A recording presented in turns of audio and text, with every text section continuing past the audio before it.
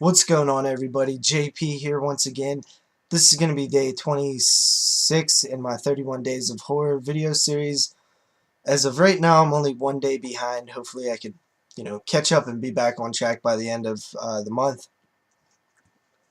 So, the film that I'm picking is, going right along with the Halloween series still. We got H20 right there.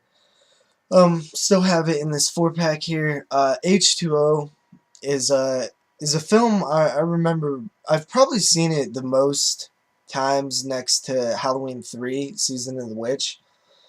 I remember the first time I seen it. I remember when the trailer and stuff. I remember seeing this was really the first trailer that I remember seeing, like, a, have good memories of it in the Halloween series. So when I seen it, I was just like, whoa, like I want to see this. Unfortunately, I wasn't able to go to the theater and see it or the drive-in or anything. But when it came out on VHS, it's kind of weird. I was actually like down the road from where I was at, and my friend, they were two brothers. They were a few years younger than me. Um, I was down their house like playing like in their house, which is weird because I only went down there like 2 or 3 times, like actually in their house. And their parents were a little bit more strict than what I grew up with. Um, but their parents had rented H20, and I obviously wanted to watch it. I was like, screw these toys, let's go watch Halloween.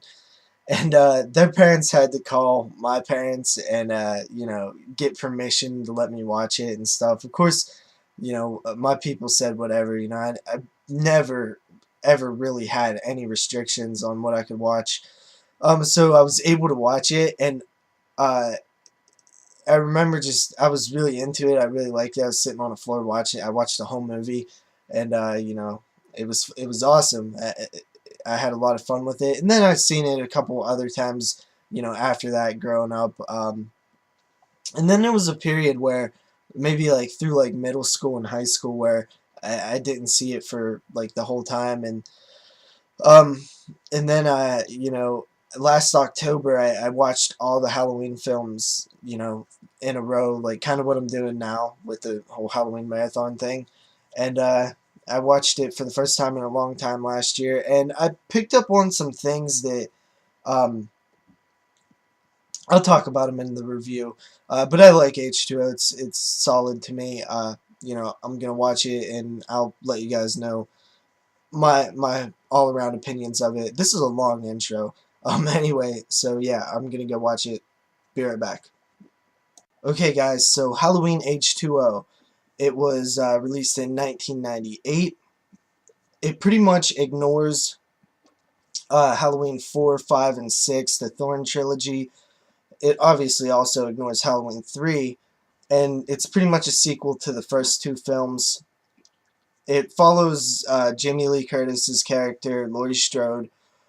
She's now a teacher dean type thing at a private school with her son.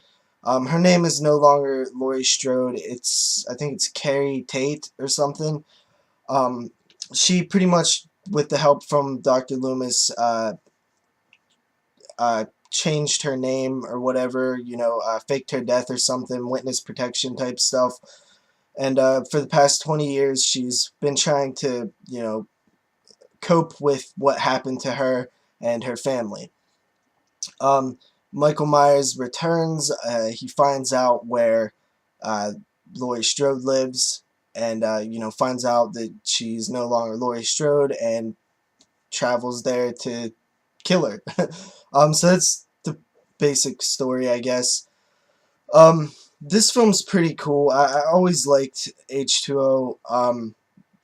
I kind of wish they would have not ignored Halloween 4 through 6. I know that in the original draft done by Kevin Williamson, one of the original drafts or whatever of the script, they tied it all together. Which, from what I read, it sounded like it would have worked and stuff. I just think it would have been nicer for the fans or whatever. But you know what? Also, they probably wanted to keep it simple and just explaining what they did was better than not explaining it at all. So, you know, that's not bad, I guess. This film to me feels a lot like the 90s slashers like Scream. It really has a heavy Scream vibe. To me, this feels least like a Halloween film so far out of the whole series. And you know, I think that's kind of a bad thing in a way.